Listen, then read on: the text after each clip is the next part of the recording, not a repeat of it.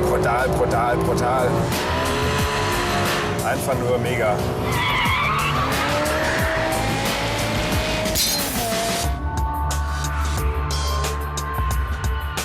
Are you afraid? I'm only afraid of losing you.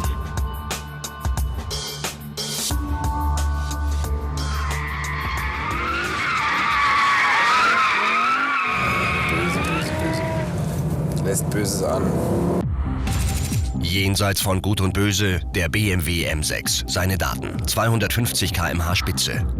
In 4,6 Sekunden geht's auf Landstraßentempo. Dafür sorgen 507 PS. Die Kraft 520 Newtonmeter, 5 Liter Hubraum und nicht ganz leichtfüßige 1785 Kilogramm.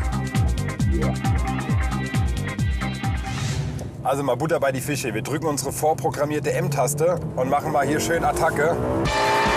Statt 400 werden so 507 Pferde zum Leben erweckt. Damit knackt der M6 als erster Kandidat die 500 PS Schallmauer beim Tracktest auf dem Look Driving Center. Merkt man schon, dass das hier nach vorne geht.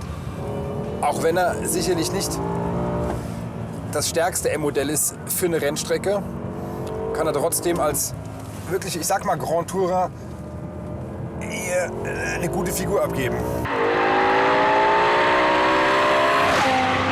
Beim Gas geben, zack, das Ding kommt und drückt da richtig aus der Ecke raus. Bap, bap. Das ist einfach BMW. Das verbinde ich auch mit BMW. Diese Stimme, diese Motoren, diese Art und Weise, so einen Motor auch fahren zu können, bah, das ist richtig BMW. Aber jetzt hier beim Schalten, bah.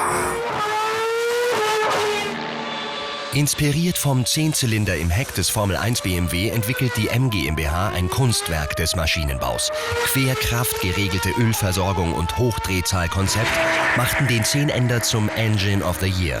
Und diese Kunst bollert jetzt in der Front des M6. Oh, haut der die Gänge da durch, mein lieber Mann.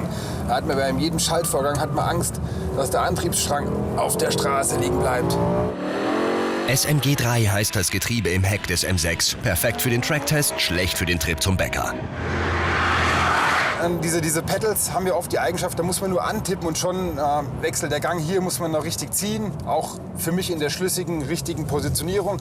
Und das auch beim Schalthebel. Ich kann ja genauso mit dem Schalthebel hier schalten und dann wird zum Hochschalten gezogen, zum Runterschalten gedrückt.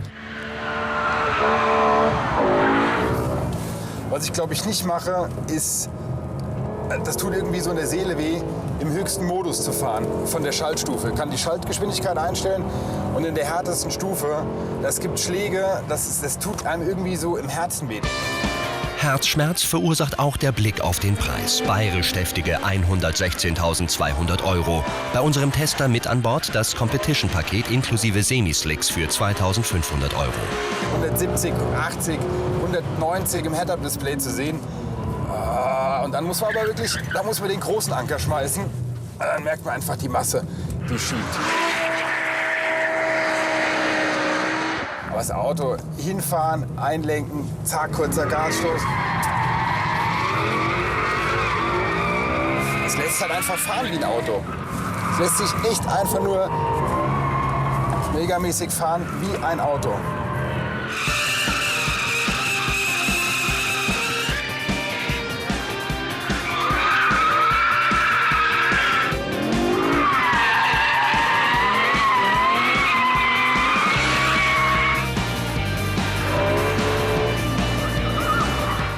M6, ein Sportwagen, also so richtig sportliche Konturen hat er ja nicht. Ist ein Riesenauto und steht für meinen Geschmack auch echt sehr nett da. Optisch ist der 6er umstritten. Er stammt noch aus der Hochzeit des Bangle-Designs bei BMW. Der schwarze M-Anzug sitzt jedoch wie maßgeschneidert.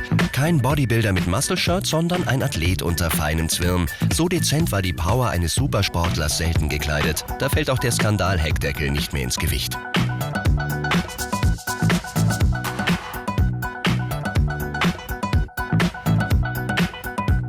Innen gibt sich der M6 als Grand Tourer und ist so bestens für die nächste Autobahnetappe gerüstet.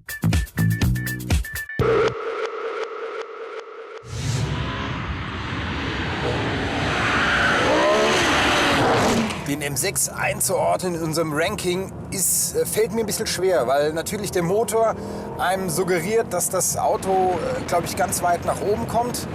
Aber ich so ein bisschen Bedenken habe, dass doch die Masse, dass alles sehr träge ist, ein bisschen ihn daran hindert, wirklich in die Top 5 zu stoßen. Na, ich würde mal sagen, so Top 5 könnte fast klappen. Der Cup-Reifen wird es ermöglichen, dass er in die Top 5 reinkommt. Aktueller Spitzenreiter der Porsche GT3 RS.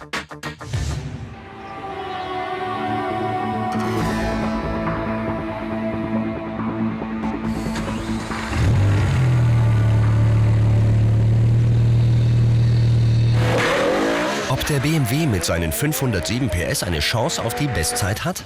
Patrick gibt dem großen Bayern auf dem Look Driving Center ordentlich die Sporen. Fast 1,8 Tonnen machen sich auf die knapp 1800 Meter lange Teststrecke im Badischen.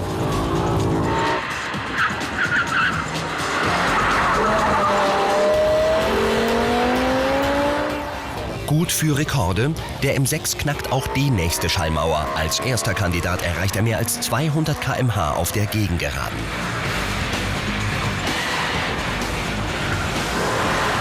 Aber reicht das, um den leichteren Porsche GT3 RS zu schlagen? Jetzt folgt der enge Teil, nicht gerade das Lieblingsrevier vom Black Bomber aus Bayern. Groß und schwer würde er lieber geradeaus als durchs Kurvengeschlängel.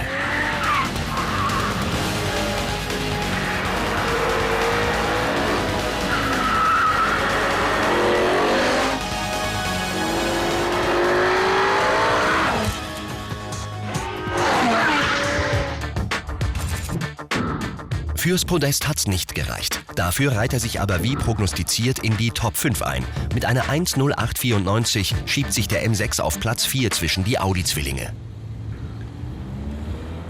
Okay, den M6 als GT zu bezeichnen, war vielleicht ein bisschen übertrieben. Denn die Rundenzeit spricht klar eine andere Sprache. Mit dem Motor aber auch kein Wunder. Hinzu kommt der Reifen, aber den muss das Auto auch erstmal umsetzen. Und wie der BMW das umgesetzt hat. Leider wird der Auftritt des 10-Zylinders ein einmaliger bleiben. Aus Verbrauchsgründen sollen im Nachfolger gerüchteweise nur 8 Zylinder mit Aufladung zum Einsatz kommen. Schade, denn das Kunstwerk der M GmbH hätte auch einen zweiten Auftritt verdient.